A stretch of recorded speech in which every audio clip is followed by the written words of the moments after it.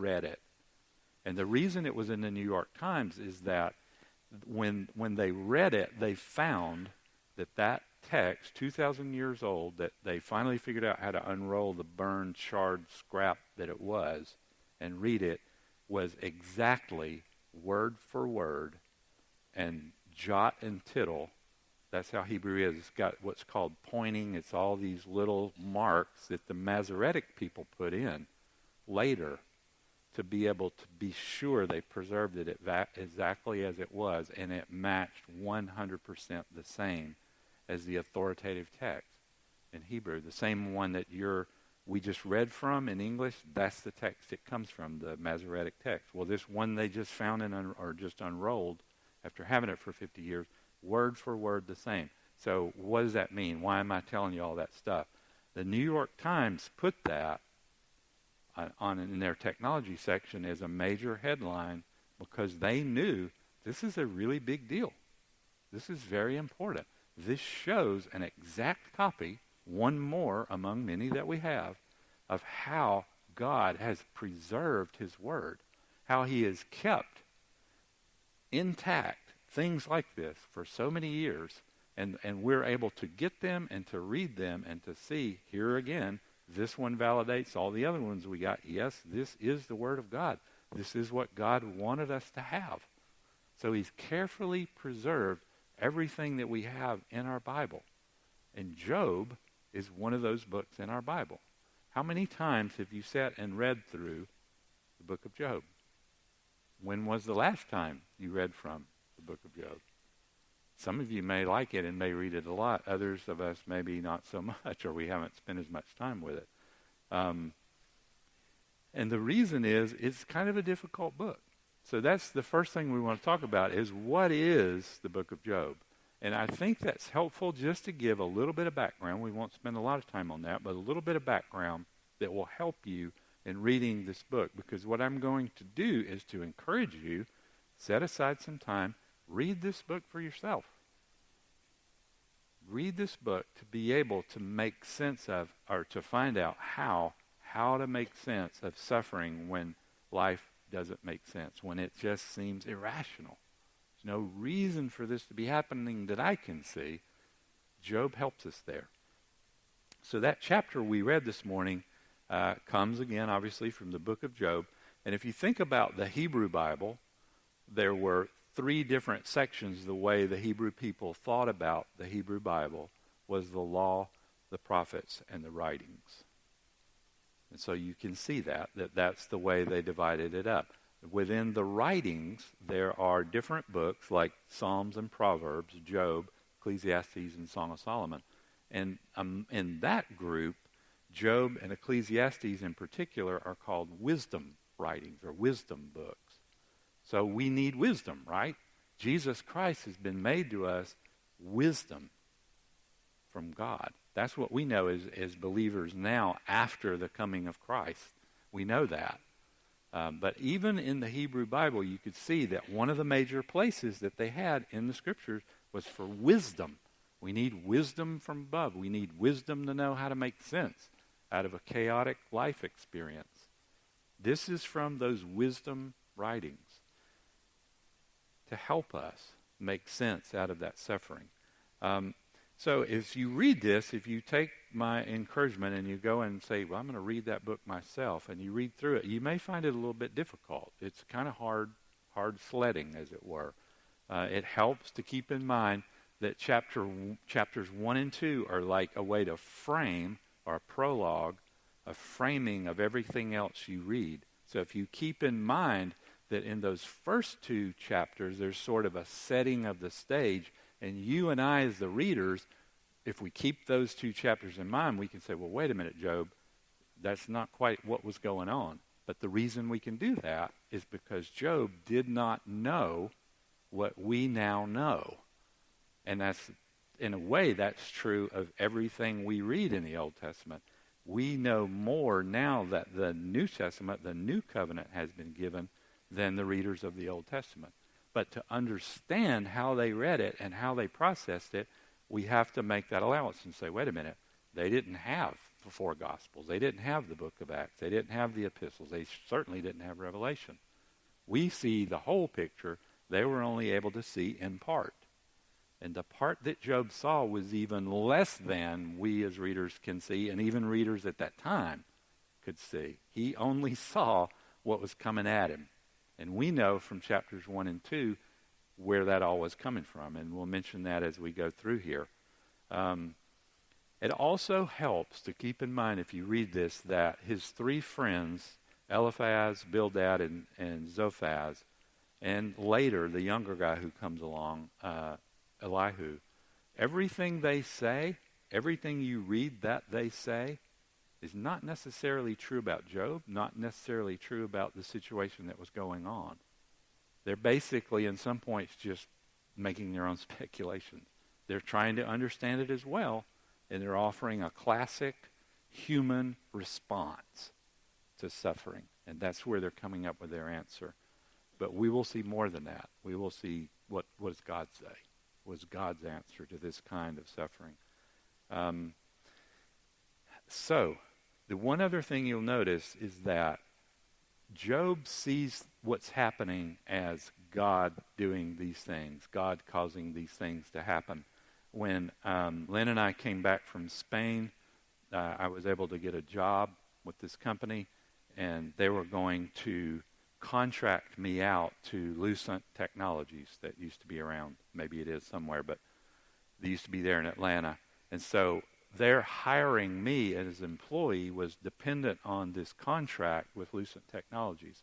So within a week, just a week, of my being in this new job with 3 kids under the age of 9 and a wife at home needing the support of that income and that job, within a week, someone basically gave a bad report to the project leader at Lucent that I was just not up to speed with what they needed. And so this is really hard. A week into this job, they're basically saying, we don't think this guy can cut it. And so the people who hired me, they no longer have that contract. So how are they going to pay me? What are they even going to give me to do? I evidently couldn't measure up down there at Lucent where they thought they had a way to make money from Lucent by putting me there. That's not going to work. So the owner of the company was the CEO. He was a man of God. He is a man of God.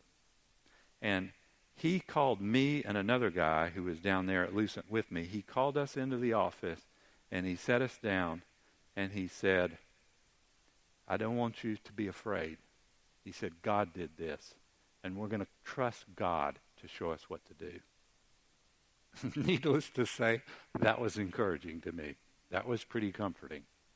Now, Job saw what was happening in his life as something that God was doing. But there's a little bit more. There's a little bit more in the book of Job to that story.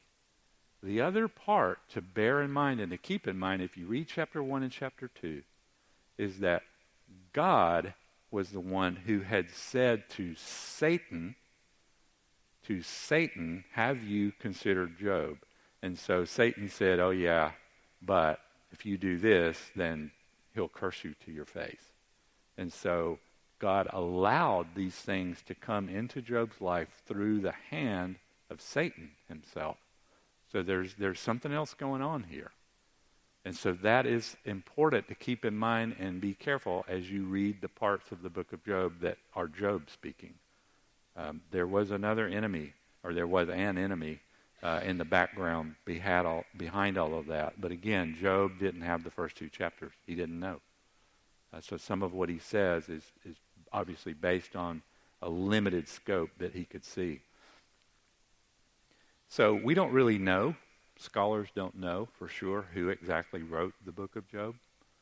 We know that it was probably written somewhere between 1500 and 500 BC. We know a little bit about Job. Who was he? What kind of man was he? Well, he probably lived between 2100 and 1500 BC.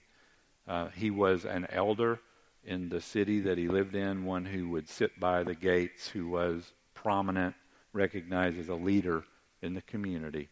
He was a very, very wealthy man. And he lived in a place called Uz, U-Z, Uz. And Job, who was he? What was he like? Job was a godly man. Now, wait a minute. He's the one who's having all this terrible suffering? He's the one who all these guys around him who know him are saying, Job, come on, man. What'd you do? What have you done? Just fess up. Well, the book of Job tells us that Job was a godly man. That's who he was. That's what kind of man he was. In fact, listen to God's description of him. God himself told Satan, he says, if you consider my servant Job, he's a man who's what? Blameless, upright, fears God, turns away from evil. I mean, how are you going to improve on that? He's blameless, he's upright, he fears God, and he turns away from evil. That's the kind of man Job was. And yet, such terrible, terrible things happening to his family and to him, to his relationships, all of them just being yanked away from him. His hope being ripped up like a tree out of the ground by the roots. This is the man that we're learning from. Now, he was also an intercessor. He prayed for other people. He prayed for his grown children, that they would not offend God, that they would have God's mercy and forgiveness. He prayed for these friends that spoke kind of against him throughout the book in their speeches. He prayed for them, and God forgave them. These are the things we know about Job. He served in a priestly role by making offerings for his family and for those three friends. So it's kind of interesting. You start to see in Job a man who, in a lot of ways, was very much like Christ, even in the way that he lived. He was an intercessor, so was Jesus. He was a priest. He mediated between God and man in a way through the offerings that Job offered. So was Jesus, the one mediator between God and man.